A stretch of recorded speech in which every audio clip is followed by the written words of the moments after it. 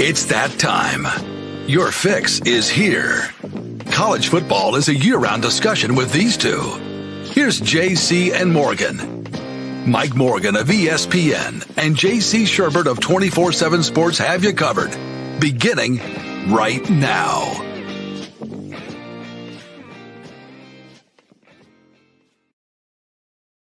Looky here. We are back and hopefully better than ever. We'll be the judge of that, I guess, by show's end. We'll go ahead and get our ombudsman in there and critique everything that we've done, see if we're a little rusty.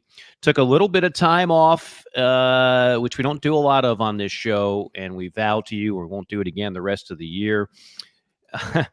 JC, I used that time to take a little vacation. The wife and I, we did the Lewis and Clark. We explored uncharted territory for us. There's not many states that I haven't been to left on the map of 50. Work has sent me to many of those, and some vacation has taken me to others. But I figured work was never going to take me to Idaho, Wyoming, or Montana. And so we went ahead and packed up the family truckster, put Aunt Edna on the roof, Dinky the dog in the back, and we went to Wyoming, Montana, and Idaho, Yellowstone, Grand Tetons, Snake River, the whole 9 yards. Did it in 5 days, and it was amazing. Just recommend that to anybody. It'll change your perspective on a number of things. Of course, it was not a dull time when we got there. I think when we were laying our heads down in Idaho, we found out that former president and current candidate Donald Trump was shot. And then that was like, okay, really? News travels a little slow in Idaho. But yeah, a lot has happened in the world since we've been on last. But in the world of college football, which we try to keep it kind of central to, not a ton has changed. SEC Media Days came and went. We've got a lot of thoughts on that. ACC Media Days beginning today. You've got Big Ten and American AAC Media Days beginning this week. And our guest will be Phil Steele. Since we joined you last, I mean, just insane numbers. I want to have all of our listeners take a bow. You folks have put this on a different stratosphere in terms of listenership and viewership. And again, we're on every major format from YouTube to Facebook, X, Spotify, iTunes, Google Play, et cetera, et cetera. I don't know, when we were last on, Josh Pate was on and again, had massive numbers there. And Phil Steele is an annual guest. I go back to having Phil on for my radio show when he first started this thing, like 20 years ago. And I've told the story a number of times. Basically, I stumbled upon it. A DJ down the hall for a country music station somehow was on his delivery list. He said, Mike, I got no use for this. You want this thing? I said, who the hell is Phil Steele? And I started looking at it. I was like, this is unbelievable. This blows Athlon and Lindy's. And I mean, back then, I think Bob Greasy had a college football guide. I'm trying to think of who else. Maybe the Sporting News always had one. Honestly, JC, Street and Smiths. Yes. Yeah, that was a big one. And so when we were in this business, you know, the internet was still kind of getting its legs. You had to have these magazines. You had to have them. And very often you couldn't just have one. I'll be honest with you. I only buy one anymore. And that's the Steele Guide. I don't no knock on the others. They might do great work. And very often, like, you know, Athlons will give you your top barbecuing tips, and maybe Lindy's will have like the girls of the Pac-12. Well, I guess it'd only be like two girls now. Be like a girl in a Washington State cheerleading outfit, and a girl in an Oregon State beaver costume. I don't know, but Phil Steele is not. I mean, it's nuts and bolts, man. It's numbers, it's rankings, there's no time for all that chicanery. So we'll have Phil on and pick his brain on a number of things. So I've spoken too long here in the preamble. JC, good morning. How are you, sir? Doing well. I saw some pictures from out there, out yonder. Out yonder. And I have been to Idaho, and I'll tell you why. We used to go out to the Northwest for work, Beaverton, Oregon, for the opening. A lot of college football recruiting fans know what that is. That's the big Nike All-Star Camp every summer. And some buddies that I worked with at 24/7, and we went out early, went to Seattle, went to a Mariners game, and drove out to Washington State, Pullman, to tour the campus and facilities. Mike Leach, unfortunately, was not there. He was in Key West that time of the year, as he should have been. But the University of Idaho and Moscow is about 10 minutes from Pullman, Washington. So just to say I'd been to Idaho. Yeah. We drove across there to the border. I got an Idaho Vandals coffee cup. They played a Nice. very unique stadium called the I think it's the Mini Dome or some kind of dome. And it's like a big old school, looks like an indoor practice facility bubble type deal. Probably one of the most unique places to play college football. So that was good, but I've never seen the beauty of Yellowstone and all that. My mom actually went to Yosemite last week out there. The Kibbe Dome, Phil. Thank you, Mad Dog. Puts that in the head. The Kibbe Dome is where the Idaho Vandals play. And you wouldn't believe how close those two schools are. I mean, it's crazy. They're closer than Duke in North Carolina. I mean, it's right down the road. And it's weird you're in another state. But Mom went out to Yosemite, and so she was bragging with the pictures. I saw my mom this past weekend bragging with the pictures, and I don't think you were bragging with the pictures, Mike, but I got to see them, and I was jealous of both of you. So I have to get out there at some point. It really, the pictures don't even do it justice, which is what I've always heard about the Grand Canyon, which I've never been to, and that's also on the list. But they don't do it justice because you can't get a picture to really grasp the size and the depth of that area. But I mean, just to give a quick synopsis, I mean, it's this massive square, Yellowstone. You can enter from the north, the south, the east, or the west. And we entered from, I think, 3 out of the 4 and just went around. And you're just driving, and then, there's just a herd of buffalo. Oh, there's a herd of elk. And every mile, there's this turnoff to stop and see something the likes you've never seen before and will likely never see again. It's unreal, and you just get an appreciation for the restaurant, which our friend from Chief Sports, Jamie Bradford, recommended when we were in I guess it was Jackson Hole, Wyoming.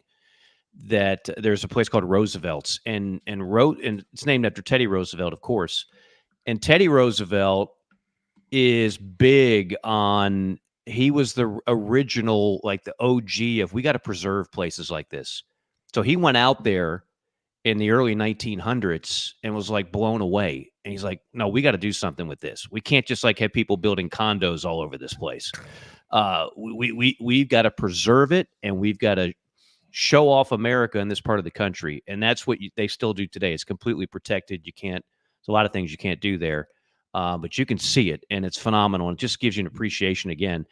So often, maybe as I get older, I want to almost preach to the youth of America. These things didn't just happen on accident. People had to build certain things. They had to design certain things. Be proud of the people that did this and made this the country that it is. Because they didn't just snap their fingers and wake up and all of a sudden all this was like that. The landscape was like that, but they made it to where it was, you can navigate through it and you can enjoy it and you can really be a part of it on a vacation. But it's phenomenal. The Grand Tetons is the other spot in Wyoming. And of course, we went to the infamous Cowboy Bar out there in Jackson Hole. And I had to get a T-shirt. So let me just move my microphone for a second. This is for the YouTube audience, and I'll see if I can stand up.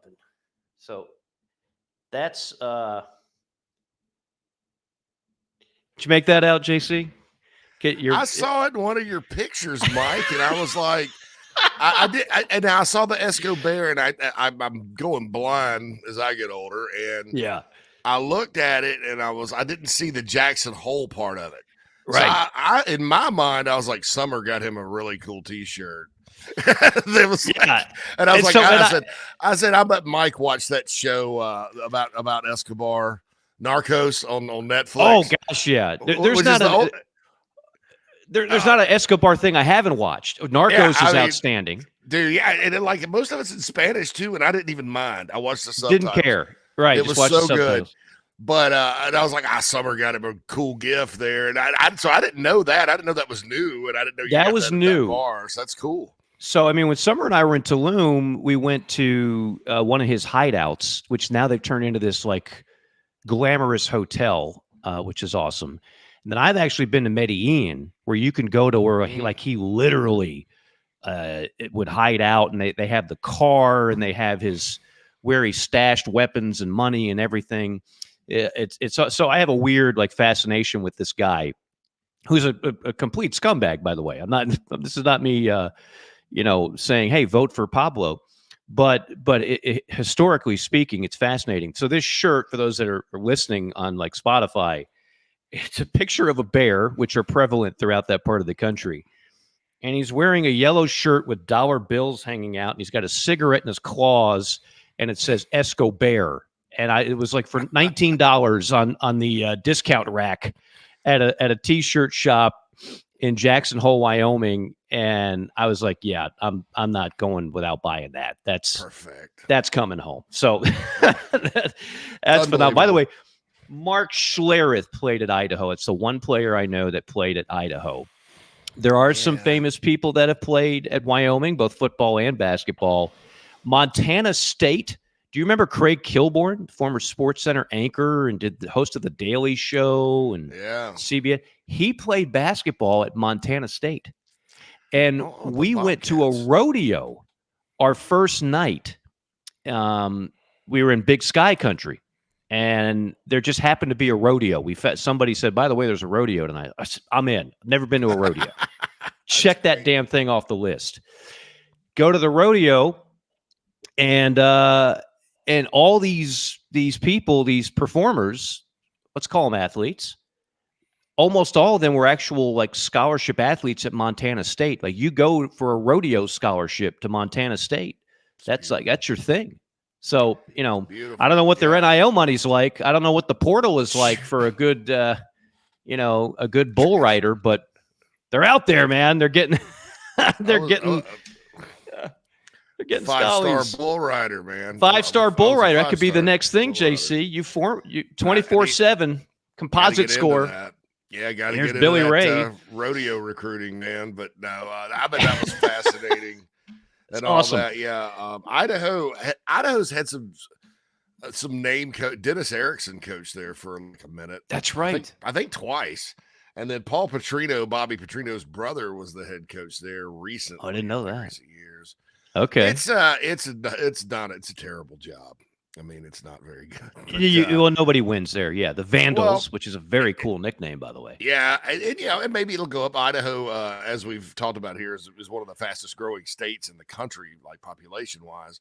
I think it benefits Boise State a lot more because Boise State's in the Boise. But right, it's one of those unique situations across our country where the University of ... is shoved into a corner somewhere, kind of like Arkansas in a lot of ways. Although that area of Arkansas obviously is growing and nice and has been for decades. But yeah, Moscow, Idaho, it's very interesting. But I've Montana State's.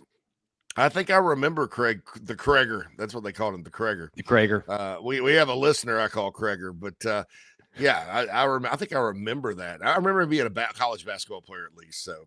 Yeah, interesting trip out there. Yeah, cool. Phenomenal. Again, I'm not going to turn this into a slideshow, but I'll just tell you for those that haven't, and I don't think many of us have been.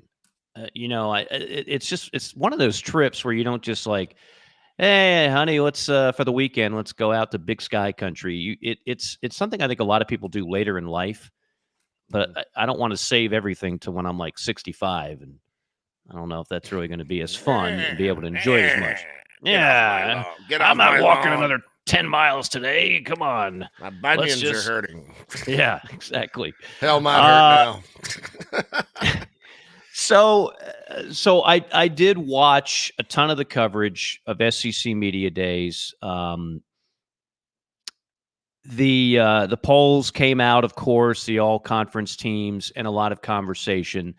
The polls were no surprise. Georgia is predicted again to win the SEC. Maybe some people a little bit surprised. Texas projected 2, and then there's Alabama 3. And if you look at the odds, like the Vegas odds, which I like because sometimes I just take those a little more seriously, quite frankly, than some of the people, in our industry. I mean, some of the people, Vanderbilt got 2 first-place votes, so somebody got a chuckle out of that. But those teams, along with Ole Miss, are the highest ranking in terms of bet, in terms of what you have to put down to win. There wasn't a whole lot of drama.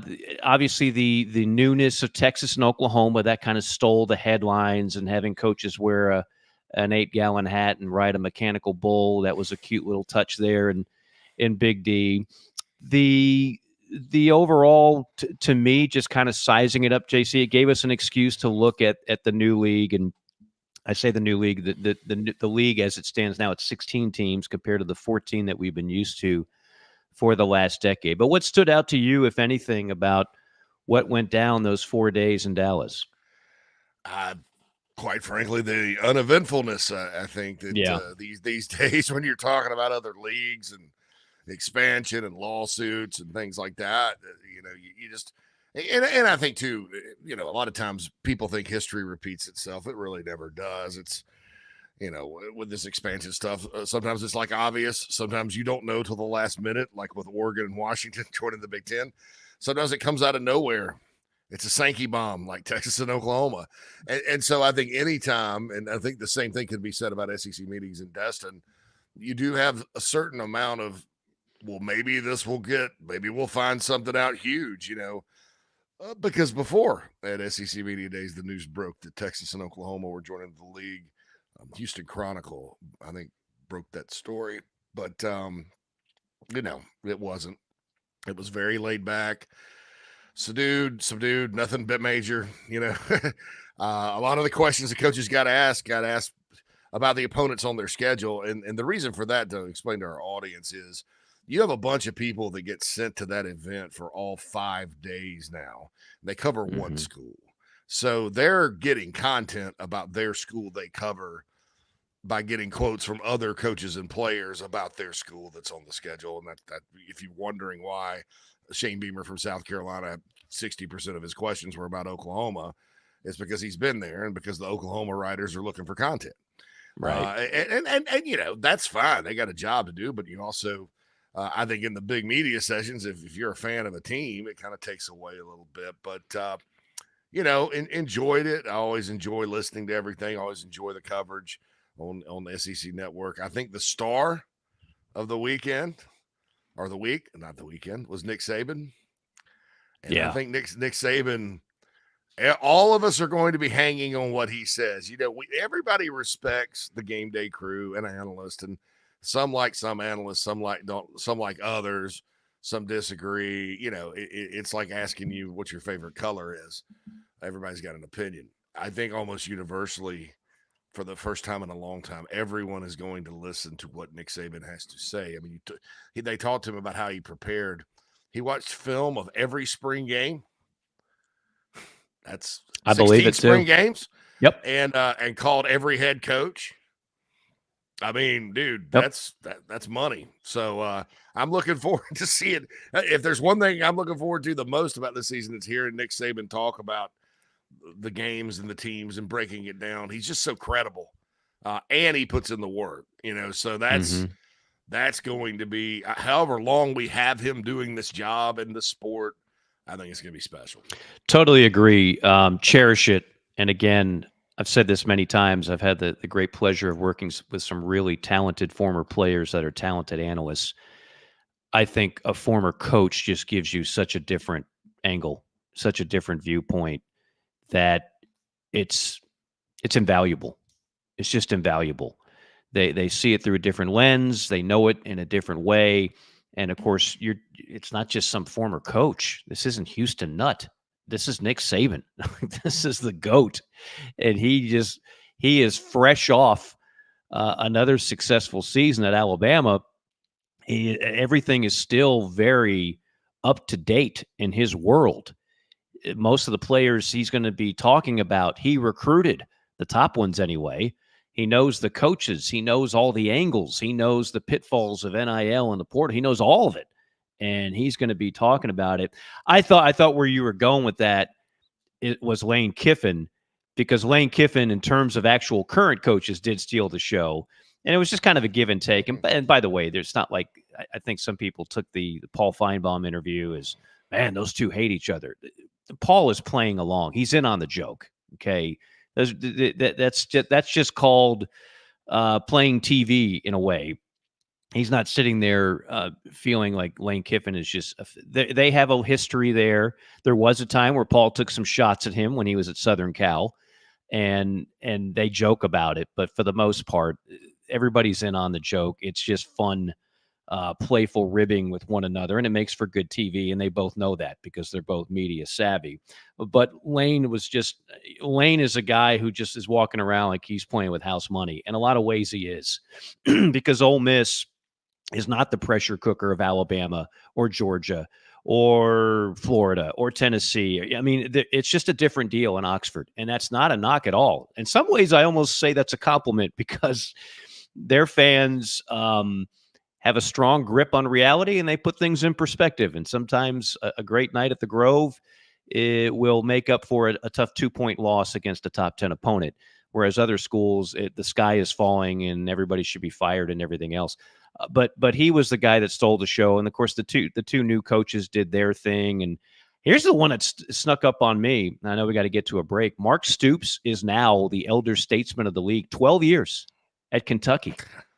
12 years. And yes, he was asked about leaving for Texas A&M. Clearly there was dialogue there, and clearly there was interest there. And rather than deny it and play the game of, I don't know what you're talking about, he acknowledged it and then quickly moved on. But he is now the elder statesman of the Southeastern Conference. Who knew? Yeah, I mean, well, look, Texas A&M, despite the fact that they haven't always been successful, there are, in today's world of college football, an abundance of resources is a very helpful thing. I think Kentucky does a heck of a job providing Mark Stoops with what he needs. But again, there's an abundance of resources at A&M, and I think it's attractive to a lot of coaches.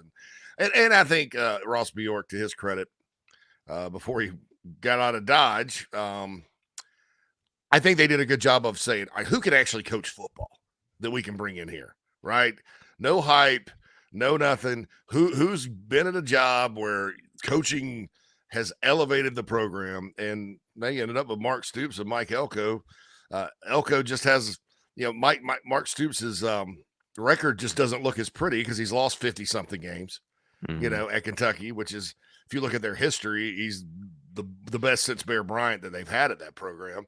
But it's ugly, and we live in a world where, that number's ugly, oh my God. And so everybody revolted, kind of like Greg Schiano.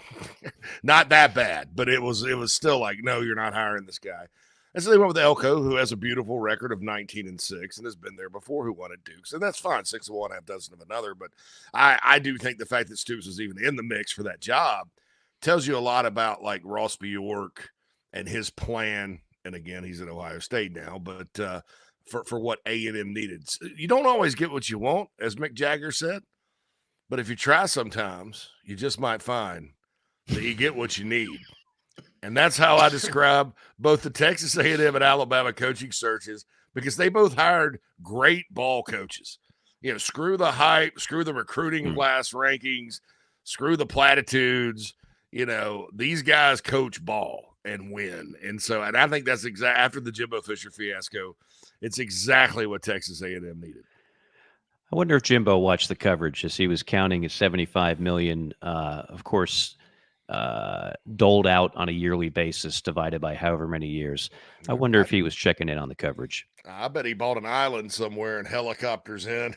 I bet He looks like Tom Hanks in Castaway after he'd been on the island for a few years. Fire! He's like throwing spears and hitting fish. His best friend is a volleyball named Wilson. Wilson! Man, I think that's the only time I've almost shed a tear in a movie about an inanimate object when Wilson's running away. I was like, it's a very poignant moment. No question about that. All right, before we break for Phil Steele, I'll throw one power number at you going into this college football season. The University of Georgia has won 39 consecutive regular season games. The modern day Division I record, going back to when they actually went to classifications in the early 70s, they're tied for it at 39. So assuming they win week 1 against Clemson, 40 will be a new record for consecutive regular season games. And of course, Georgia projected number 1 in the SEC, and I think they'll be projected number 1 in a lot of the preseason polls. We'll talk about polls, rankings, teams, and a whole lot more with our friend Phil Steele on the other side. It's JC and Morgan, back and better than ever, and back after a quick timeout. Mike here for our friends at MG&A Wealth. It's never a bad time to have someone on your side for all your financial needs. You need a trustworthy partner who has a true understanding of your situation in order to help you with smart and practical solutions. Since 1984, MG&A Wealth has helped their clients manage not just their wealth, but their lives. Today, as a nationally recognized wealth management firm, their team of pros remains dedicated to serving your best interests with an emphasis on personal attention and customized solutions. MG&A Wealth has clients all across the country, and they all get results. Don't put it off any longer. Call our friends at MG&A Wealth at 954-289-9000. That's 954-289-9000. MGAwealth.com is the website. They do more than manage wealth. They help manage lives. Listen up. This is for construction professionals, contractors, facility managers, or do-it-yourself homeowners. SitePro Rentals is ready to equip your upcoming project. We rent construction equipment for any size job. Boom and scissor lifts, telehandlers, skid steers, excavators, air compressors, generators, even small tools and equipment. SitePro has you covered. If you are ready for better equipment rental, call SitePro and rent from the local, friendly, easy to do business with equipment professionals. Call 972-RENT-NOW. That's 972-736-8669 to rent the newest equipment in the Atlanta market. Call 972-RENT-NOW or visit siteprorentals.com.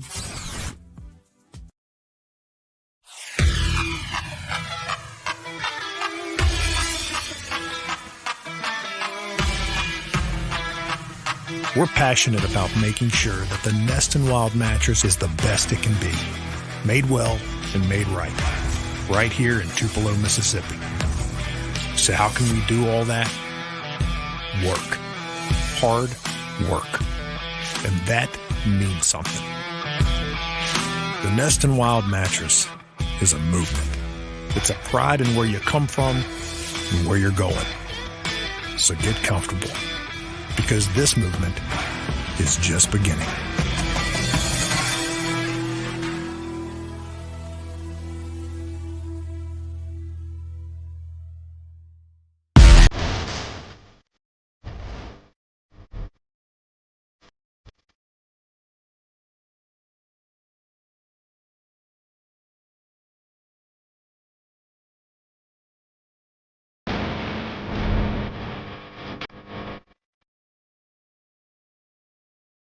Here's JC and Morgan.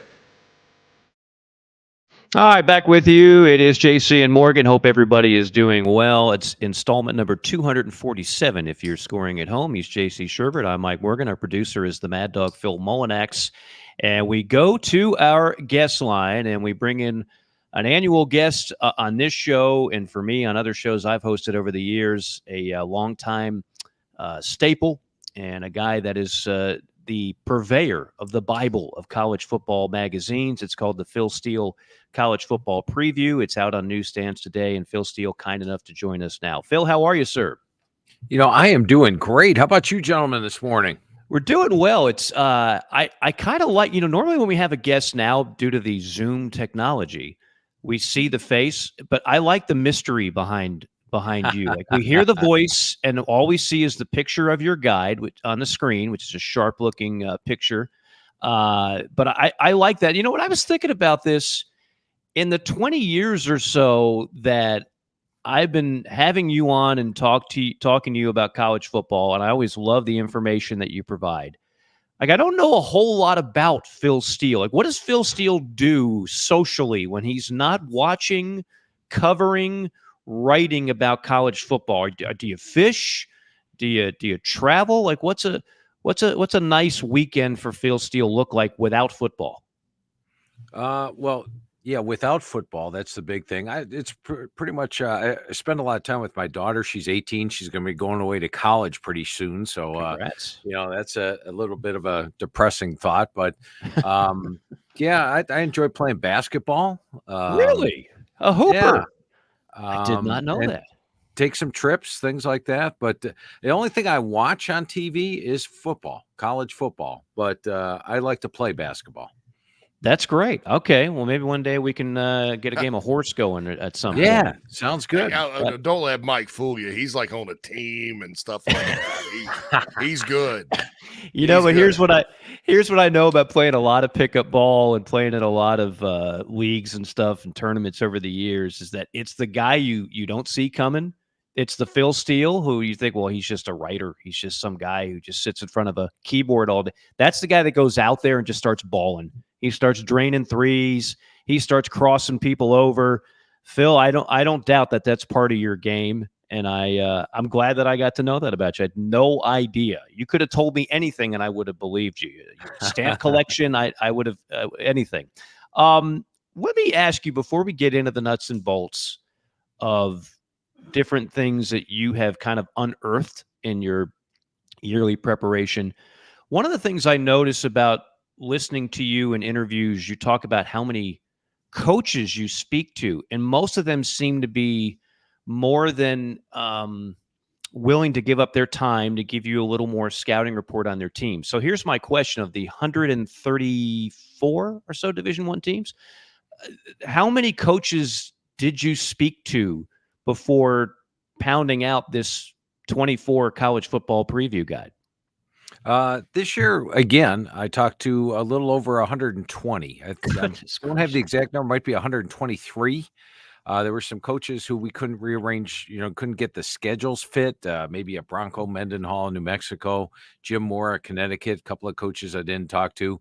But, each of the conversations, I send them over my team sheets. It's got every player on the team. We go over the entire roster. I get strengths and weaknesses on the players. They put my positions in the right order, tell me how they're feeling about the each unit. And the calls generally take, on the average, I would say about an hour. There's some coaches, like, for example, when I used to talk to Mike Leach, that call would take about 2 hours and 45 minutes as he'd be walking on the beach somewhere and, get distracted by a lot of conversation. But it's to me the most enjoyable part of the job, Mike, is actually talking to the head coaches. Very interesting, and I'm glad to see a number of them would give up some time to do that. And again, that comes with credibility that you've established over the years. When you're interviewing these guys, how do you guard against? They obviously want to give you the most optimistic outlook. I mean, there's not many Lou Holtzes left that will just pour out their team intentionally to make you think they're not that good. Most of these guys, it's almost like there's a little bit of propaganda in every interview for a lot of these guys, right? They want to tell you that the sun is shining bright, the glass is half full, blah, blah, blah, blah. So how do you kind of guard against that versus the other data that you put in the machine to kind of spit out your rankings and how you feel about the teams? Yeah, and it is something, the good thing is, like the coaches, there's coaches I've talked to for 20 plus years now. You've been through the ebbs and flows. You've been how they've described the team the previous year. So you get a gist of, are they optimistic? There are coaches that are not optimistic. There are coaches that, you're like, come on, this guy's an All-American. You should be talking about him like an All-American. So you sort of have to get a read on each of the coaches, and that comes with time. I'm going to dive right into the SEC before we go with the macro. And one of the things you did that I really like is you have kind of a scheduling chart, and you even did it color-coded for dumb people like myself to kind of read it easier. So you've got the teams that you really think, for example, I think you put it under the nobody wants to really play these teams category. You put them in red. Then you put teams that could very well be bowling but aren't as good as the red teams. They're in blue. And then you put the two that, quite frankly, would be the lower level or the lowest level of that particular conference. So let me see if I'm reading this right. You have 6 teams that are kind of in the upper echelon of the SEC: Texas, Bama, Ole Miss, LSU, Mizzou, and Oklahoma. Is that correct? That's correct. Yeah, those would be the top in my power poll. Those are the top 6. Okay, and then in the tier 2, we've got A&M, Auburn, Carolina, Arkansas, Tennessee, Florida, Kentucky. Am I missing anybody there? I think that's it. Yes. And obviously, I mean, well, let me finish it off. And then the green, you have Vandy and Mississippi State. And nobody wants to be in the green. But that's where Vandy and Mississippi State are. So you easily could have done this. You could have taken those 3 classifications and put them into, say, 5, right? Because I think most people would put, for example, Georgia, Texas, and Alabama ahead of LSU and Mizzou. Most people would put Tennessee ahead of Arkansas. But you kept it simple. You put it in those 3. And the reason why you did this is to kind of break down the strength of schedule. So for those that haven't been able to read the guide yet, let me just tell folks. Strength of schedule in the SEC, number 1 is Oklahoma, because they play 5 of those 6. They can't play themselves. But Oklahoma plays Texas, Bama, Ole Miss, LSU, and Mizzou. That's pretty legit. Then you have Mississippi State and South Carolina. They also have 5 of those in red. The next group, Vandy, Florida, Arkansas, Auburn, Alabama. And if you're looking for the easiest schedules at the bottom, Texas and Missouri.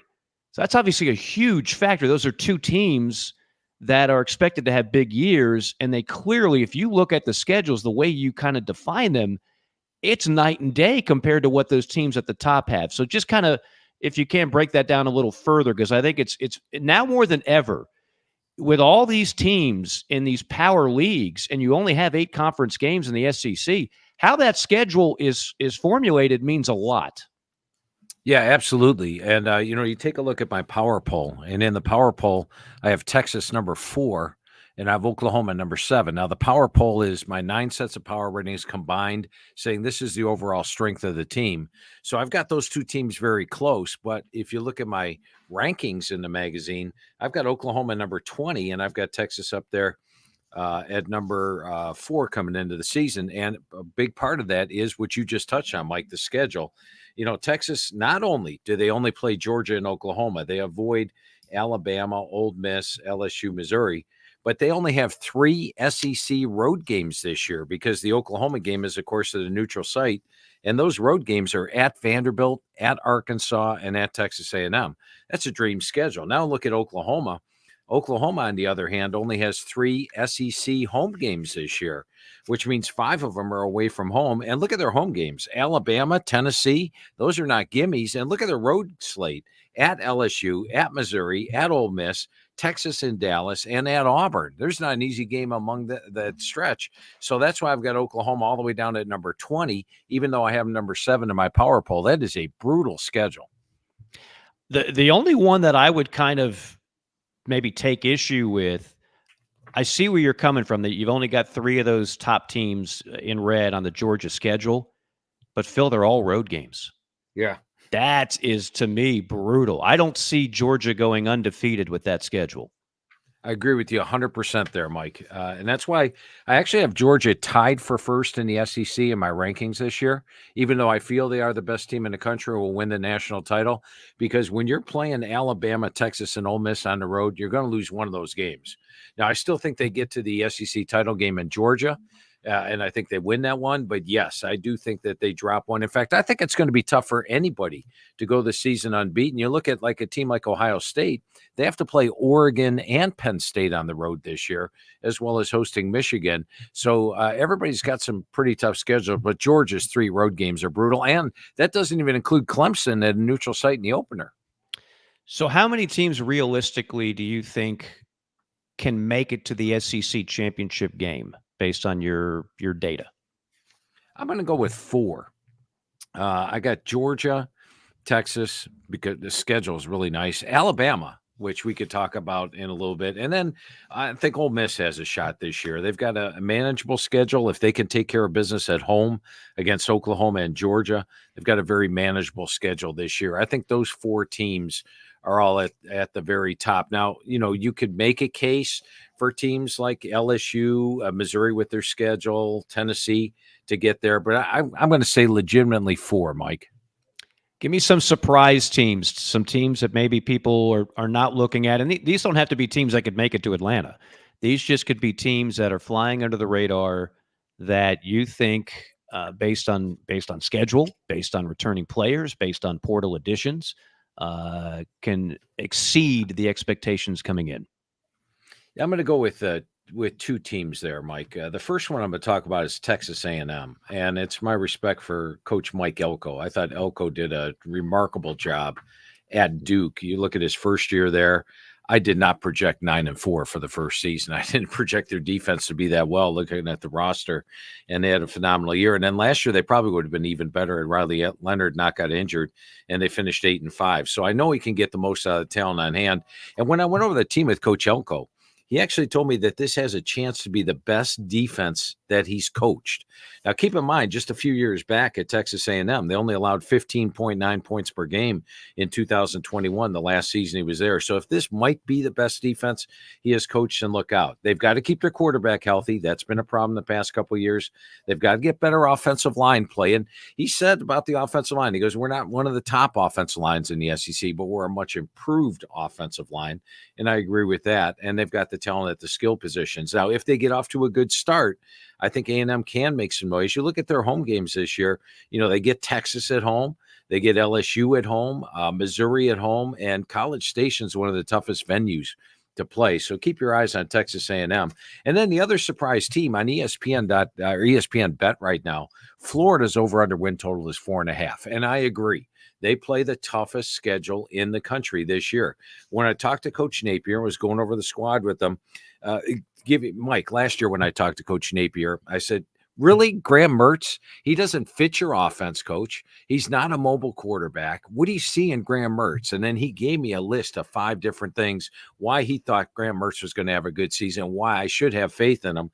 And all Mertz did was lead the SEC in completion percentage and had 20 touchdowns and just 3 interceptions. So I believe Coach Napier, I've been talking to him since Louisiana, and he told me that, Phil, the schedule is tough, but I don't think it's as tough as everybody thinks. There's a lot of winnable games. And if they take care of business in the swamp, Mike, they play Mississippi, LSU, which are winnable games, Kentucky, UCF, Texas A&M, Miami of Florida, all in the swamp, and they take care of business like they have been. I think they can make some noise. His first 2 years, they were inexperienced. On my experience chart, last year, they were number 109 on my experience chart. He finally has his first experienced team. And now, after poor recruiting prior to him, he's had 3 recruiting classes that he likes.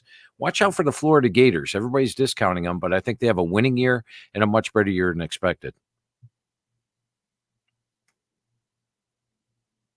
JC? My turn. Sorry. Phil, I muted my mic. That's a bad habit of mine. I need like a red button to click me on and off. But so I want to ask you about quarterback rankings. I noticed Lenora Sellers from South Carolina, not too high. I want to know kind of how you arrived at those rankings. Is it basically returning production? I think, honestly, there's about 3 of them at the top, and then you could shake them all up and pull them out of the bag. It's a great year for quarterbacks in the league. Just talk about that a little bit, and specifically on Sellers, kind of maybe what you've heard from your feedback and talking to coaches and all that good stuff, and what your thoughts are maybe on him being a first-year starter. Yeah, JC, I have to admit there is a good part of returning production is based in those quarterback rankings because it's on my computer, and take a guy like Nico at Tennessee. He has not started in an SEC road game yet. I want to see that. I know he had a great bowl game against Penn State. They did have 2 defensive touchdowns there, but when you look at him, I need to see it first. That's why he's middle of the pack, even though I think his upside is right at the top of the SEC. But let's talk about Lenora Sellers. And I think it's going to be a massive change for South Carolina's offense this year. Last year, they couldn't run the ball. They averaged 85 yards per game on the ground, 2.8 yards per carry. This year, I think they at least double that. They've got mobile quarterbacks with Lenora Sellers. They got Robbie Ashford behind them, a couple of big guys that can run the football. They bring in Rocket Sanders from Arkansas. Which I think is a perfect mix. Sanders I think he only played 6 games last year. He was injured all year. If he returns to form that he had in 2022, look out. The offensive line last year was so banged up, it was ridiculous. They had like 13, 14 guys injured during the course of the season. They can only be better due to that experience level. And I do think Lenora Sellers comes in as that big guy, 240 plus pounds that can run the football. Yet I think he's going to be a better passer than expected as well. So with the better run game, that's going to help the defense, shrink the clock a little bit. And overall, I've got South Carolina on my most improved list. I think they get to a bowl game and have a very solid year. And I do look for a really good year out of Lenora Sellers. What does that record look like for Carolina? Where do you have them? I have an underdog in 4 games this year at Kentucky, at Bama, at Oklahoma, and at Clemson. I've got a couple of toss-up games on the schedule. The LSU game at home and the Ole Miss game at home are the 2 toss-up games. So where they fare in those 2 to determine whether it's 6, 7, or 8 wins this year. Where they fare could depend heavily on a week 2 game at Kentucky, which could depend heavily on where Kentucky fares. I mean, the middle of this league is it's fascinating to me. Because I look at the middle and I see so many teams that in another league could do really, really well. But this year in this league with those teams at the top, just getting to like 7, 8 wins is going to be a brutal challenge. How do you see teams like Kentucky, teams like Auburn, for example, in year 2 under Hugh Freeze? What does that look like? In the middle, you already talked about Florida and Tennessee, but what about teams like Auburn and Kentucky? Yeah, and it's such is the thing of predicting a 16 or 18 team conference, Mike, in a magazine, which this is the 30th year of the magazine. I've never had to do that before. We've always had divisions, which broke it down. Now you're 18 team Big Ten, pick one, and you pick somebody 11th, and everybody's like, oh my God, you picked us 11th. I'm like, you're ahead of 7 other teams for crying out loud. All right. That's not necessarily bad. So you hit it right on the head. With Kentucky, you love their defense. They've got practically everybody back from a defense. You got JJ Weaver, definitely a clear star. How Vandergrift does at the quarterback position is going to be huge for them, I think. And, you look at South Carolina, Auburn, as you mentioned, with Hugh Freeze, they're definitely a bowl caliber team. Now, the schedule's not easy. They play Oklahoma, at Georgia, at Missouri, at Kentucky, Texas A&M, at Bama. A lot of games on the schedule, which you might have an underdog. But then again, they play better as an underdog. Remember last year, they almost beat both Georgia, and it should have beat Alabama. So their problem was playing as a favorite last year, and they got 17 returning starters. It is tough picking teams in the SEC, and you hit it on the head. You put Auburn, let's say, in the Big 12 or the ACC, and they're right there towards the top. Phil, one question. It's kind of what I call like a counter to the perpetual narrative about these 2 programs because they've both been elite at these 2 spots. Your opinion on Oklahoma's offensive line and LSU's defensive line heading into this year, because they seem, on paper at least, seems a little abnormal because they're both usually like best in the country level on both those spots, but there's some questions. Yeah, and with Oklahoma, the biggest question mark is the experience level. They lost all 5 starters from last year. And when I talked to Coach Venables, I said, hey, I know you got Bill Benbaugh there as the offensive line coach. He's going to have to work some magic here, but that offensive line is a major concern of mine. And he said they brought in experienced veterans. He feels good about the O-line. He feels they're ambitious, intelligent, driven, and tough. I need to see it on the field. It is a brand new offensive line. You lose all 5 starters. And for me, anytime Bill Benbaugh's coaching an offensive line, I have him towards the top. It's unusual for me to have Oklahoma's offensive line only number 47 in the country. And with LSU, there's no doubt about the defense, the talent they have up front on the defensive side of the ball. You've got players like Savion Jones. They bring in Paez from Wisconsin and Washington from Georgia. But remember last year, LSU's defense was a major question. They gave up 4.5 yards per carry, and they only had 31 sacks on the year. I need to see more production from the defensive front, and they lost 3 of the 4 starters, which is why my LSU defensive line rating, as you mentioned, it's almost unthinkable to have LSU's defensive line rated at number 54. But with the production of last year and the returning talent, that's where they came up. Yeah, one thing of all your measurables, and I love the data in, data out kind of formula that you've always had. It takes away from bias, and it takes away from just complete subjective thought. It's just like, look, here's the data, here's what it spits out, and here's what I'm going with. The lack of discipline. You haven't come up with a lack of discipline metric yet, which clearly was a problem in Baton Rouge last year, and going back to the Ed Orgeron, the end of that era. Speaking of data, I want to go with one more on the SEC, and that's Texas, because a lot of people are just we're all going to be indoctrinated a bit on Texas. 5 years ago, if Texas came into this league, I would have said they're going to get humbled big time, because they weren't at that caliber. They were nowhere near the Alabamas, the Georgias, et cetera. This is different. They are entering at the perfect time in terms of momentum and in terms of just talent. So when you type in your recruiting rankings, composite rankings, and all the different measurables that you use to spit out, this team is the most talented, this team's the 5th most talented, where does Texas stack up with the elite in the SEC? Yeah, I've got and the key, Mike, to me, the difference between Texas now and Texas 5 years ago is the line of scrimmage. I think their offensive line and defensive line are vastly improved over what they were. And I agree with you 100%. 5 years ago, they couldn't have competed at the line of scrimmage in the SEC. I actually have Texas coming up number 4 in my power poll, which is the 9 sets of power ratings combined. And they have my number 2 rated offensive line in the country. I mean, all 5 or 4 starters, I think all 5 starters are back on the offensive line, and they are deep. That's a deep unit. Their goal this year is to win the Joe Moore Award, which I like because I'm a voter on the Joe Moore Award, or a member of the Joe Moore Award committee, I should say. And with a strong offensive line. Now, they did lose 2 really good defensive tackles in Sweat and Murphy. How they replace them is going to be the key on defense, but I still like the overall talent they have.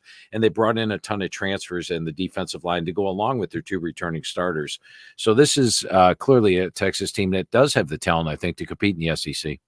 I don't know if you know this off the top of your head, but in your 12-team playoff, which is what we are now dealing with, do you have a conference breakdown? We know there's got to be the one Group 5 team, and I want to get your thoughts on that as well. But how many SEC, how many Big 10, how many ACC, Big 12? Where do you have that? Yeah, I've got, naturally, you got 1 ACC, 1 Big 12, 1 Group of 5, and Notre Dame. I think those 4 are in.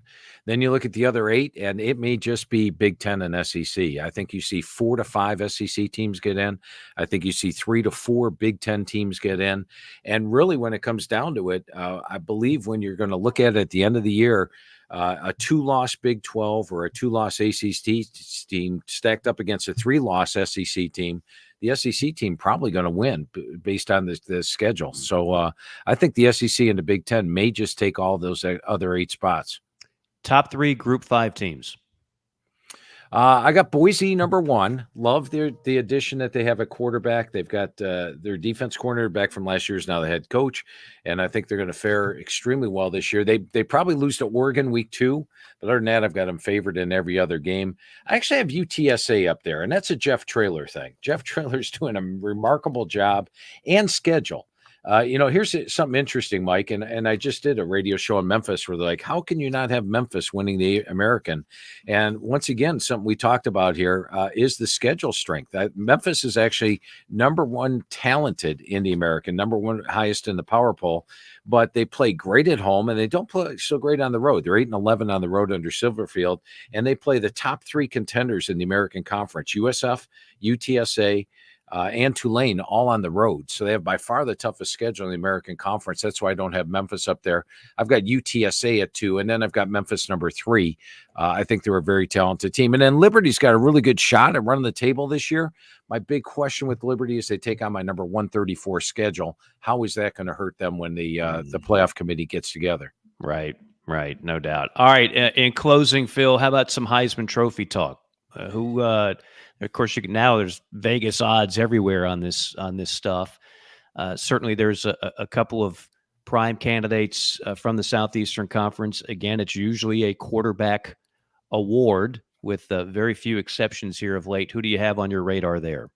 Yeah, no shockers here. It's quarterbacks on playoff caliber teams. So Dylan Gabriel of Oregon, I think he'll put up a big year statistically. He's throwing my number 1 receiving core in the country. And Oregon actually has a shot at running the table this year. They get Ohio State at home in Autzen Stadium.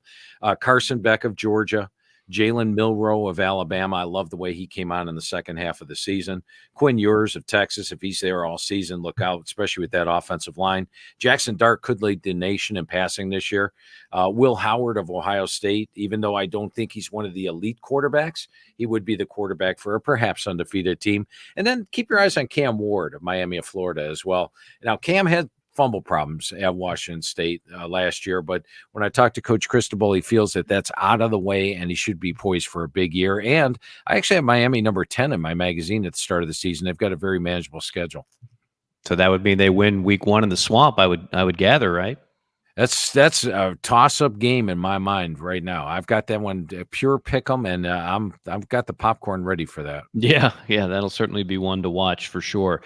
Tell everybody, if they haven't already purchased the guide, Phil, how they can get it. Yeah, I appreciate that. You can get the magazine now. Don't drive around looking for it everywhere. It's only at 2 places this year, brick and mortar stores.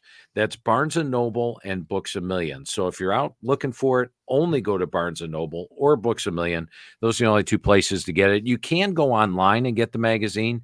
And when you get the magazine online, you buy the hard copy. We actually give you the digital version for free. And when you get the digital version, we update that all the way through September. So coaching change at Utah State, for example, we've already got that updated in the magazine. Same thing with Fresno State. It's already updated in the digital magazine. So we keep you updated all the way through the start of the year. He's got the number 1 college football preview guide, 20-something years running. He's got a daughter going to college, and he's got a deadly mid-range jumper. He is Phil Steele. Phil, we always appreciate you joining us each and every year, and look forward to the next visit sometime soon. Yeah, one of my favorite shows each and every year, Mike and JC. And how long have we been doing this together, Mike? I was trying to think about that. I know it's right around 2000, and I want to say 2000, 2001 is when I first stumbled upon your guide. And I had no idea what it was. And a DJ down the hall, we had a sports radio station, we had a bunch of music stations. And he said, I got this in the mail, and I don't know what to do with it. I'm playing records over here, but you can certainly use it. And I'm like, yeah, I'll take a look. And I was like, holy smokes, this is so much better than everything out there. And got you on the show then. So it's Phil, it's been over 20 years. Yeah, and I appreciate you having me on those early years of the magazine. It's a little different. It's probably newsprint back then, right? Yeah, absolutely. And then you did an NFL one for a couple of years too, if I recall. I know you got out of that business, but yeah, I've been on Team Phil Steele for longer than most. So just remember the little guys when you go into the magazine Hall of Fame. Mike, and anytime you want me on your show, I'm on there because of the fact you had me on the early years of the magazine. You know that as well, don't you? Oh, absolutely. And we need to do that. We'll maybe we'll get you like right around the midway point, get you on and see what you think about what's transpired over, say, 6-7 games. Awesome. Looking forward to it. All right, Phil, keep that jumper wet. Okay. Thanks, a lot of fun, guys. You got it. He's Phil Steele, the college football guide. It is on newsstands today. All right. Power Pack Show, Phil Steele in the A block, and then the JC5. People have been missing it. The morale of a great nation depends on it. And boy, do we need morale about these times. That's for sure. I've had people saying how much they miss the podcast. They certainly miss the JC5. It's coming on the other side of this break. JC and Morgan. Hey, folks, want to tell you about our friends at Titan Construction Group really quick. They're a mid-Atlantic based general contractor, specializes in retail, restaurant, and office construction. TCG strives to separate itself from other general contractors by adding value every step of the process. From project budgeting to estimation, value engineering to construction, they focus on those relationships and not the transaction. Titan builds partnerships one project at a time. Among their clients are Starbucks, Crumble Cookie, Blake Pizza, Home Goods, 15 plus years experience, based in Midlothian, Virginia, and contracted in Virginia, West Virginia, North Carolina, and South Carolina. So get on their website, TitanCGinc.com. That's TitanCGinc.com. Get in touch with Brad if you're in need of a general contractor that focuses on going above and beyond for their clients. That's Titan Construction Group, a proud sponsor of the JC and Morgan podcast. Listen up. This is for construction professionals, contractors, facility managers, or do-it-yourself homeowners. SitePro Rentals is ready to equip your upcoming project. We rent construction equipment for any size job. Boom and scissor lifts, telehandlers, skid steers, excavators, air compressors, generators, even small tools and equipment. SitePro has you covered. If you are ready for better equipment rental, call SitePro and rent from the local, friendly, easy to do business with equipment professionals. Call 972-RENT-NOW. That's 972-736-8669 to rent the newest equipment in the Atlanta market. Call 972-RENT-NOW or visit siteprorentals.com.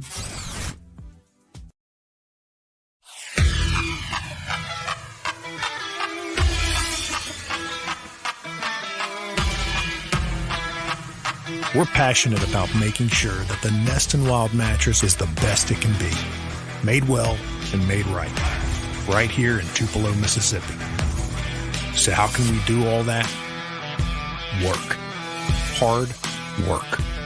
And that means something. The Nest and Wild mattress is a movement. It's a pride in where you come from and where you're going. So get comfortable, because this movement is just beginning.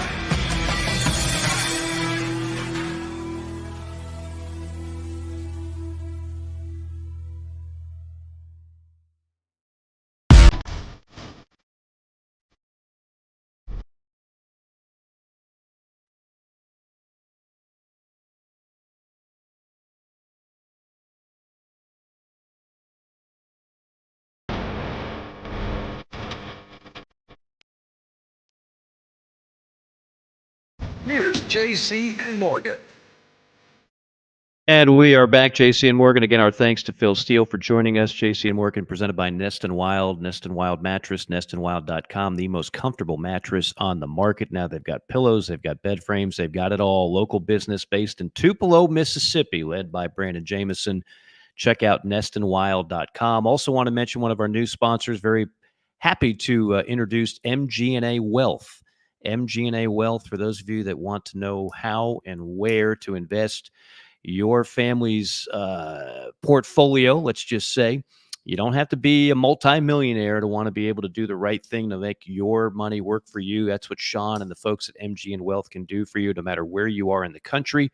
You can check out the website, mgnawealth.com or mgawealth.com, or call directly 954-289-9000. That's 954-289-9000. Maestro, lead us in, please. It's time for the top topics in the sport. We bring the JC 5. Number 1. I have missed this, JC. Even on my vacation, I found myself saying, I wonder what would be number 1 on the JC 5 today, as I was riding a horse in Montana. But A horse with no name? A horse with no name. Anyway. A horse that almost got away from me a couple of times. See, I bet your wife was fine. She's from horse country, right? Yeah, so she's from Kentucky. She had to be like galloping, like this show Yellowstone out there. Exactly. You know, all she needed was to wave a cowboy hat in the air and yell "Yeehaw!" Meanwhile, I felt like, you know, City Slicker and Billy Crystal or something. But no, I did not fall off the horse, so that's a good thing. But yes, we've missed it. While back towards Glade Central and all that, and Pahokee, Oh, yeah. there may be horses in Palm Beach County. The muck. Mike, I don't think your part of Palm Beach County was a big horse riding. No. Yeah, I you mean, of grew all the up, places, the West Palm area, when I lived in Arlington, Virginia, South Carolina, Columbus, Georgia, and now Atlanta. Now, Atlanta, there's a place called Alpharetta where that's where the horses are. And if you own a horse, you live in Atlanta, you keep it in Alpharetta. That's where the big money resides. The elite of the elite. Yes. Oh, yeah, we have horses. We have horses here. Come, Chiefs. How about a little polo? English saddle today, sir. Yes. You know, my mother. You got rode horses there. You got Yeah. horses in a place called Wellington, Florida. That's where they have a lot of those polo things. That's in Palm Beach County. Oh, yeah. So there we You go. can tell how little I know about all this. But and of course, South Carolina now, Camden, that's horse country. The steeple, the can, that's The there's Camden pockets. It's nothing like Kentucky, though. No. Nothing That's like a whole where Summer's from. We actually drove through there yesterday on our way back from South Carolina, and I had to explain to the wife, like, no, this is Frankfurt is where Summer lives, because she thought it was Lexington. We actually got off and went to a little convenience store to stop there and get a Coke in Frankfort, Kentucky yesterday. Well, heck, you So should that have was told good. me. I'm at have. Studio North Star today. I didn't know, like, with your flights coming or like where you guys exactly were, but it was. It's a mystery. We had a little. We're on the run. Fond memory of Mr. and Mrs. Morgan, so that was good. By the way, real quick, just wanted to give a shout out to Blake in the chat box. He said, "Good morning from Fort Leonard Wood, Kentucky." Missouri. Shoot, my bad on sweet. that one. Blake also drove from Kentucky to Washington State and passed through Wyoming, South Dakota, Idaho. Said that part of the country is beautiful and phenomenal. And Evil Bougie. I want to know why the Gamecocks were left off Phil's 2500 schedules. I don't think we definitely addressed that, but we're going to have Phil on ITG at some point to get more specific with the Gamecocks. My point is the schedule. I've said this with the Gamecocks. Schedule's not as hard as people think, but we'll talk about that to the Gamecock. Well, and I'll just to tell you, the way he has it. These are just conference games, right? So this does not include the Clemson game. This does not include anybody else. But he has South Carolina behind Oklahoma and Mississippi State because Carolina has to play Alabama, Oklahoma, Ole Miss, LSU, Missouri. Those are 5 of his top notch of the tier 1. Yeah. Then he has 2 tier 2 opponents, A&M and Kentucky, and then the tier 3 opponent is Vanderbilt. So that's how he wound up with that strength of schedule. I like tiers. Okay, so JC5, we're just going to go through it really quickly. Obviously, Mike, by the way, those Gamecock fans tuning in, ITG will start as normal.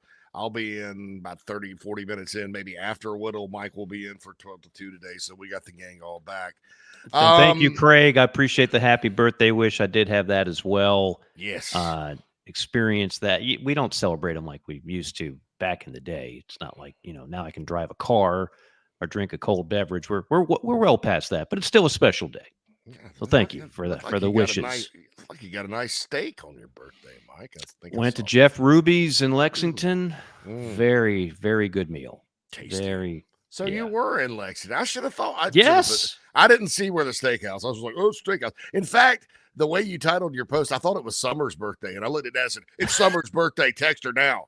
Because I don't have Summer's. Then I looked. I said, "Whoa, wait." Yeah. It said they're celebrating Mike's birthday. Never mind. That's right. Now on the Instagram post, I made sure to put the location. So it should have said Jeff at Morgan on Air 22. Twitter is Morgan on Air. The reason I had to add 22 is there's some guy that shoots T-shirts out of a gun at Dodgers games that calls himself Morgan on Air. So I couldn't get that from him. But yeah, so that had the location on it. So a good detective, JC, would have been able to pinpoint exactly where the Morgans were. All right, time for the hard questions here, rapid fire. Do you think Penn State is a playoff team this year? And if not, do you think that we're looking at sort of the tail end of the James Franklin era? Not necessarily that he would get fired, but I mean, we've heard him for other, liking other jobs before. Could he get out before the posse? And the reason I say this is Penn State's been right there at third. They beat everybody else but Michigan and Ohio State. They've been right there at third. So I think the expectation is, with a 12-team playoff, the Nittany Lions should be in. I think it'd be a hell of a place for a home first-round game. But your thoughts on is it make or break with the expanded playoff for the Nittany Lions? Oh, gosh. They are one of those where you scratch your head, and James Franklin is one of those. We've seen these type of situations in years past where a fan base is kind of, they've had enough of losing their biggest games every year, but the coach wins to the point where you cannot fire him. And you cannot fire James Franklin at Penn State right now, not based on the winning percentage, not based on the total wins. But at some point, he's got to start beating the top teams in the Big Ten. And the conference now is only more difficult. Now, they do not play Michigan, correct? I don't see Michigan on their schedule.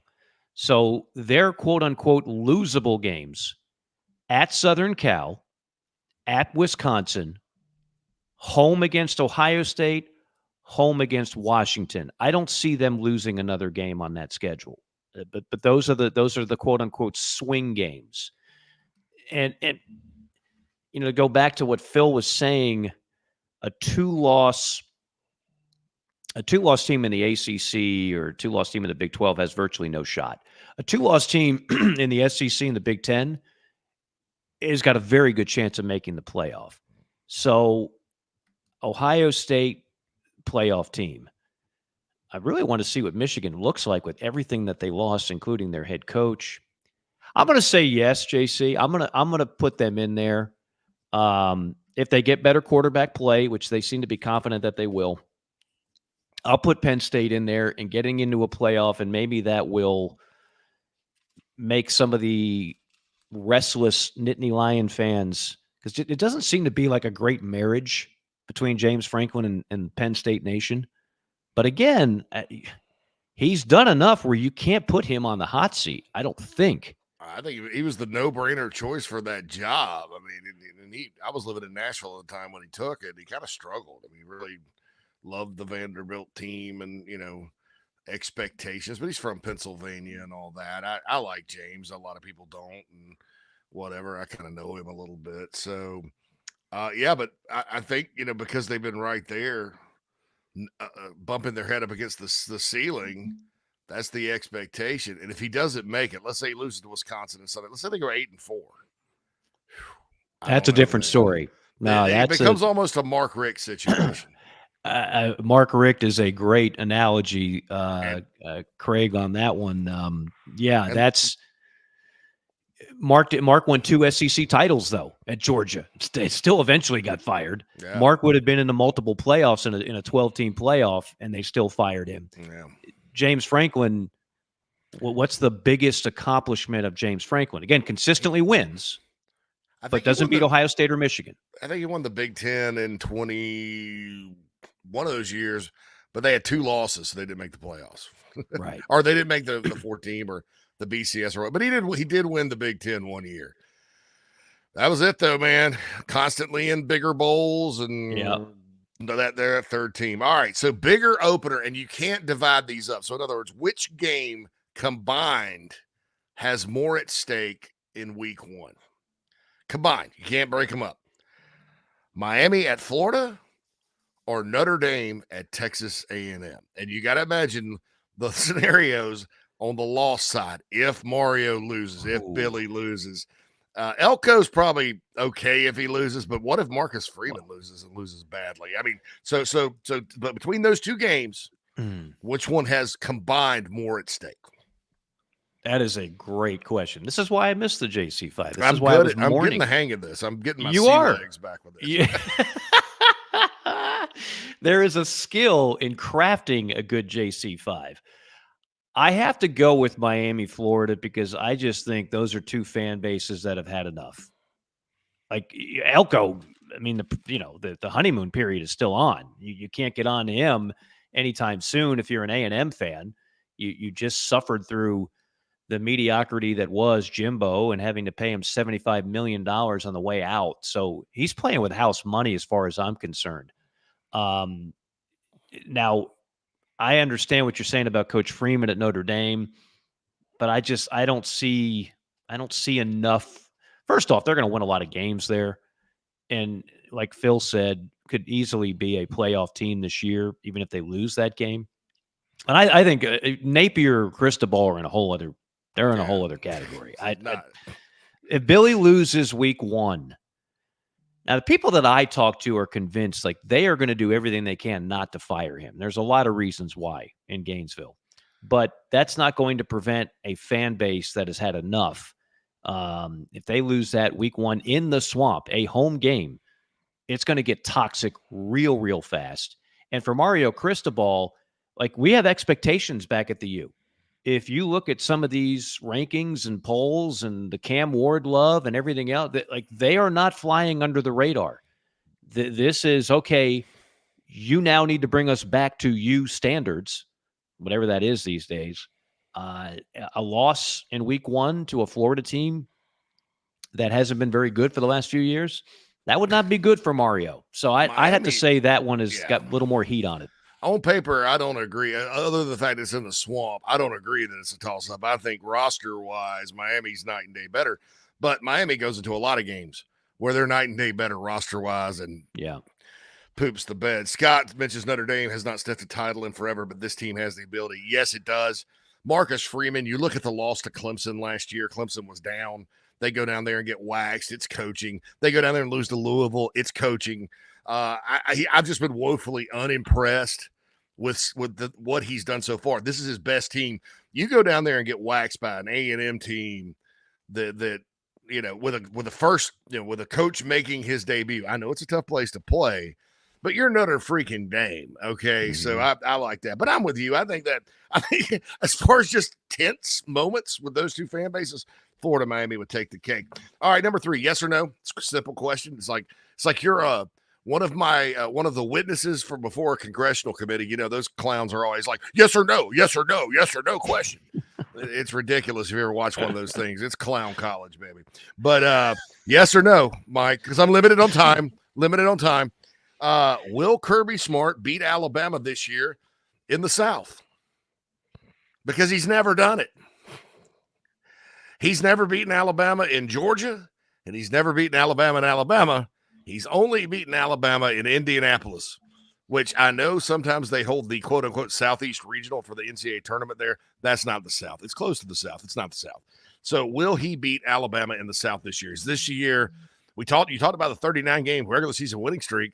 None of those games are against the Crimson Tide. So will this be the year they go into Tuscaloosa and say they snatch the flag? You ever played that game, Steal the Flag?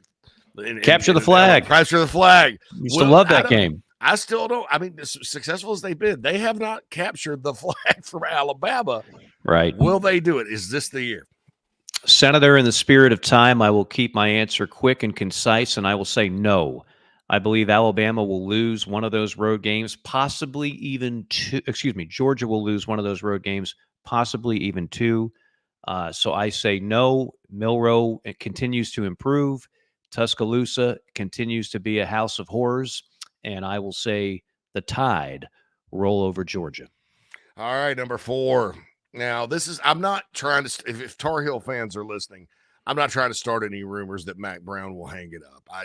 I don't know that he will or not, but it's year 6. Having lived through Lou Holtz at South Carolina, this is about the time, about the time you start thinking about it. I know that in recruiting, it's hurting them a little bit.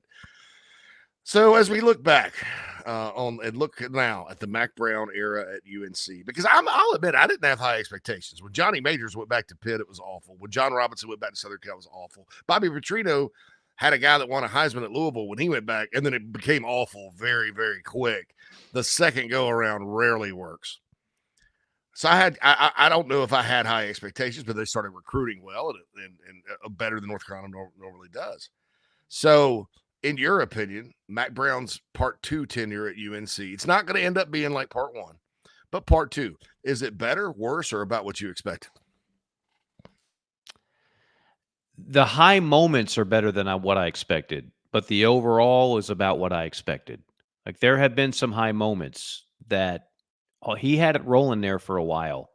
He also had NFL caliber type play at the quarterback position, and none of us saw that coming.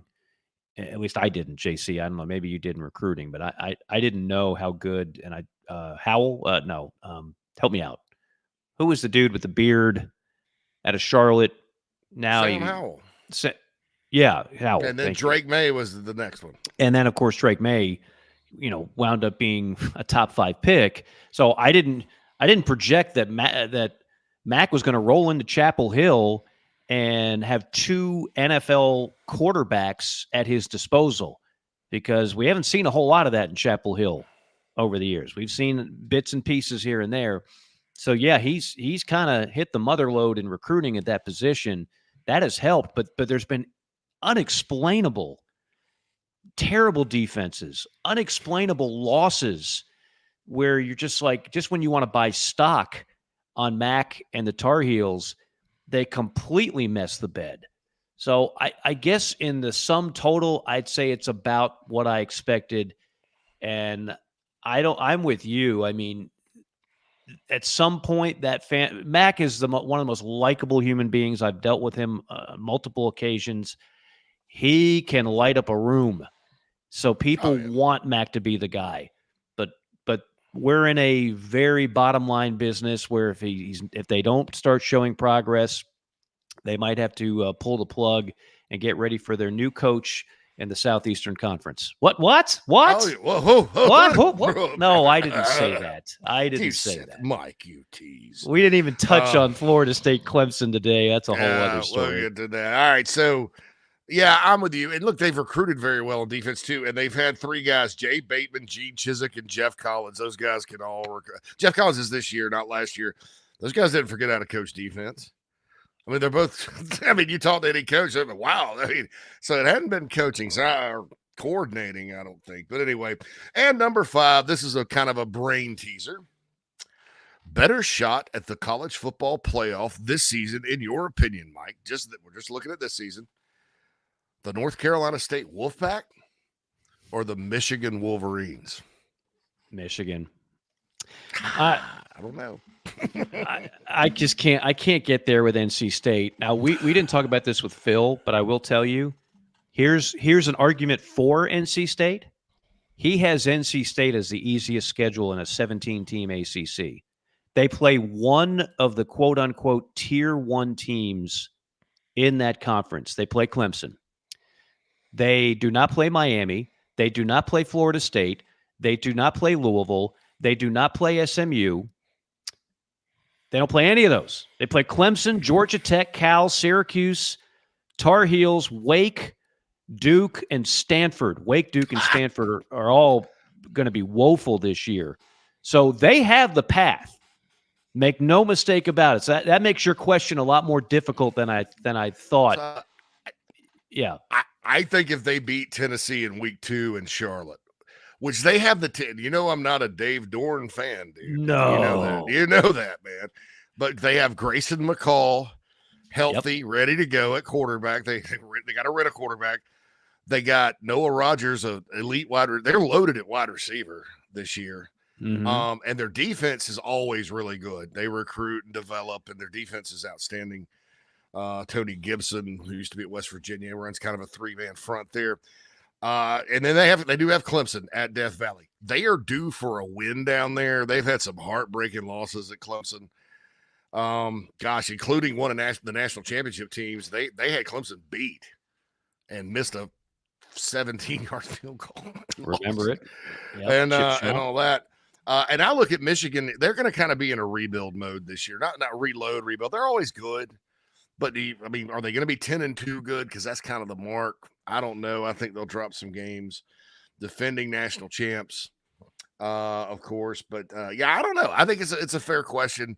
I'm going to give the Wolfpack credit. I think if this is – think about all the momentum their athletic department has had. 2 Final Fours, at a bowl game. They were close Omaha. to They did go to Omaha. They knocked out Georgia and went to Omaha again. It's high times in Raleigh. So look, if they win in Death Valley, I'll buy in.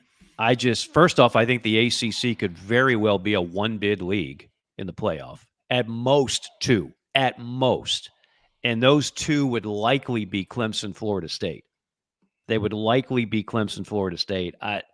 NC State's going to rack up wins with that schedule. There's no question. But what is the win that they're going to be able to kind of point to? It's got to be Clemson. There's nothing else on that schedule. Well, minus the non-con game that you mentioned with Tennessee. Yeah, that would be a game changer. There's no doubt. But I'm just not there yet with the Fighting Dorans. We will see. All right, so by September 21st at whatever time this game ends at Clemson, we will know all about NC State. If they start 4-0, I mean, unless Mac Brown upsets them, but State's owned North Carolina recently. It's in Chapel Hill, though. And you never know with Georgia Tech going to mighty Bobby Dodd Stadium on a Thursday night. That's in November as well.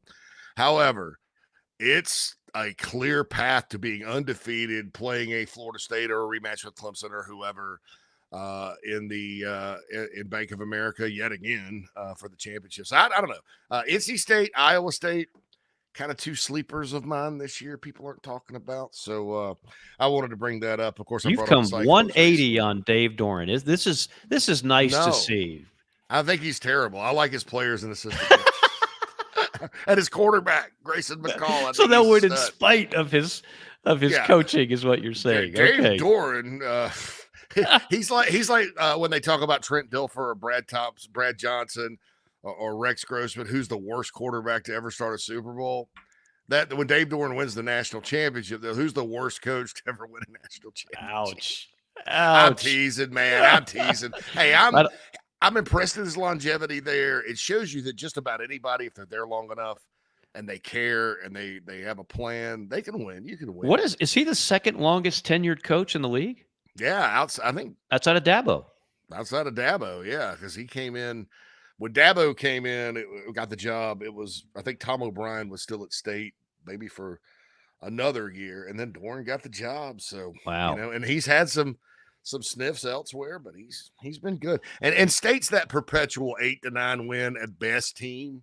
I think Chucky Chest won 10 there one time. If you look at their history, they're always kind of between 5 and 8 wins, but they got a squad this year from what they've already had, and then the portal. They got some difference makers on offense, which I think was missing last season. Look out. An insanely easy conference schedule. I mean, I can't believe they managed to avoid playing almost everybody worth a damn in the league other than Clemson. Hey, Scott on chat row says North Carolina fans will send my hate tweets to me.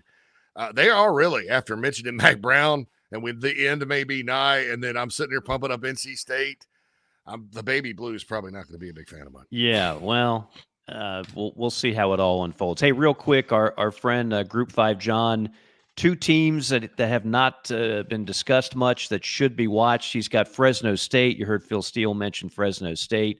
They've got their quarterback Mikey Keene back, coming off a New Mexico Bowl win against New Mexico State, a 9-4 season.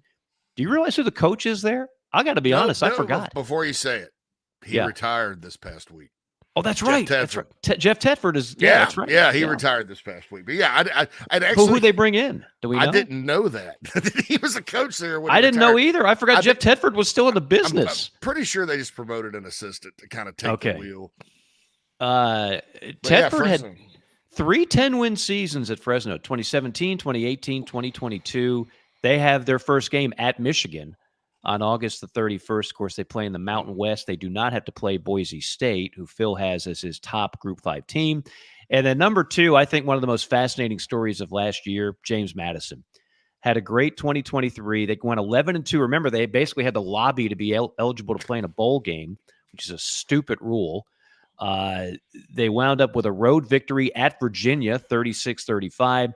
They lose their head coach, Kurt Cignetti, to Indiana, and they lose their quarterback, Jordan McLeod, to Texas State. Their new head coach is Bob Chesney from Holy Cross.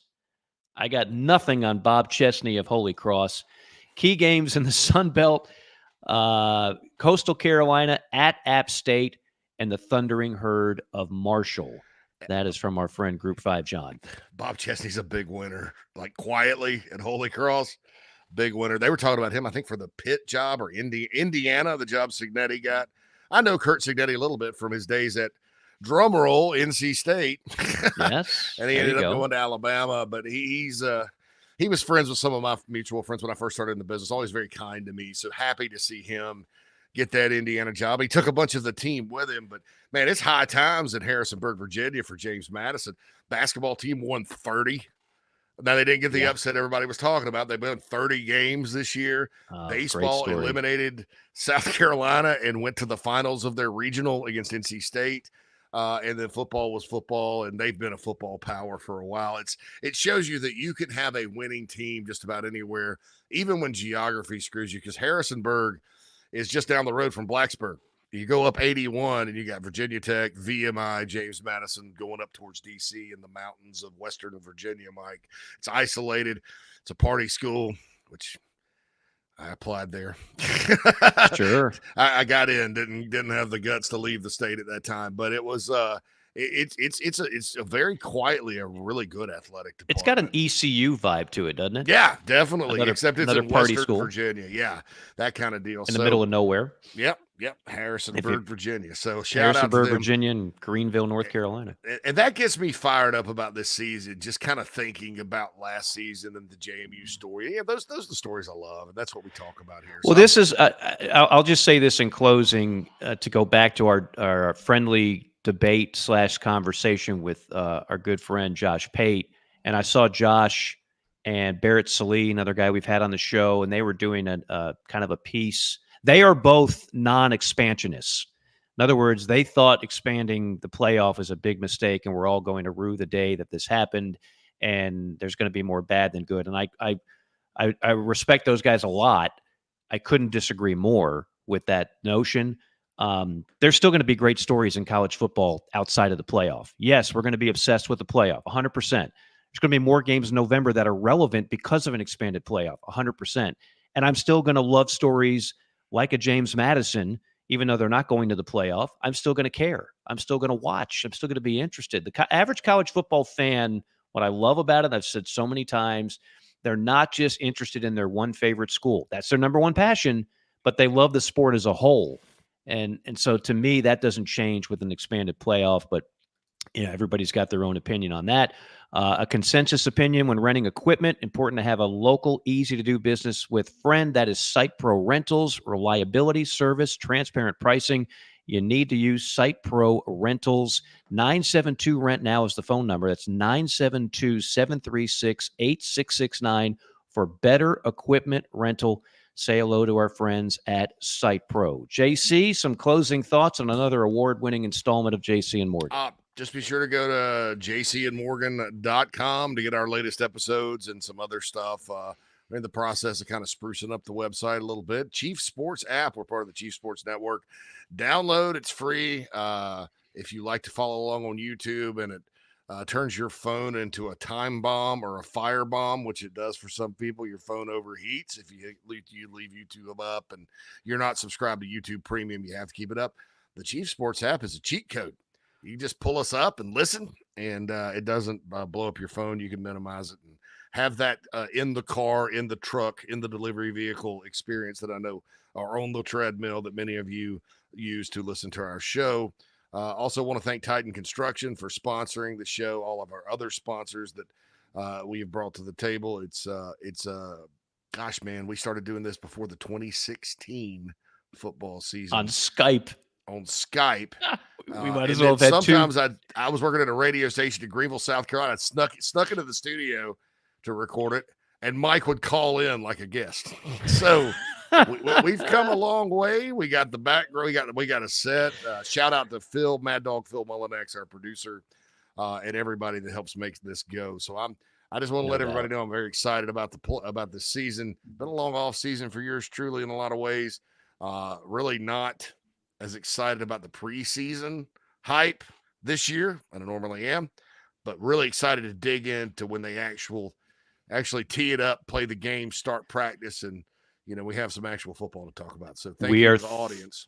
Very well said. Very well said. Of course, JC already mentioned the social media accounts and everything else. And if you folks do want to email us, there's a mailbag thing little icon on jcandmorgan.com, which again, we'll continue to spruce that up as well as we have the overall set on this show for those of you watching on YouTube. And I go to this every day. This is from cfbselect.com. We are now 33 days, 1 hour, and 35 minutes from the opening kickoff in Dublin. That's a 5-hour difference, by the way, if you've ever been to Europe. That's when Georgia Tech, Florida State, toe will meet leather in earnest. So we're getting closer and closer, folks. Can't wait. DJ Ungulalive versus who was the guy at A&M that Jimbo loved that ended up Haynes King. Haynes King. Yeah. That's like an underwear guy. Like, come on down to Haynes King and buy you a box of tidy whities. By the way, I read Pro Football Focus has Connor Wegman as the number one quarterback prospect based on their ratings. Now, how they came up with that, I don't know. And the kid never stays healthy. He is talented, but that's a little say what to end the show. Connor Wegman as the number one rated QB prospect for the next level. We'll see how that ages over time. For JC, for our producer, Mad Dog Phil Molinax, this is Mike. Thank you again for tuning in. We will be back again next week and can't wait for it. Until then, so long, everybody.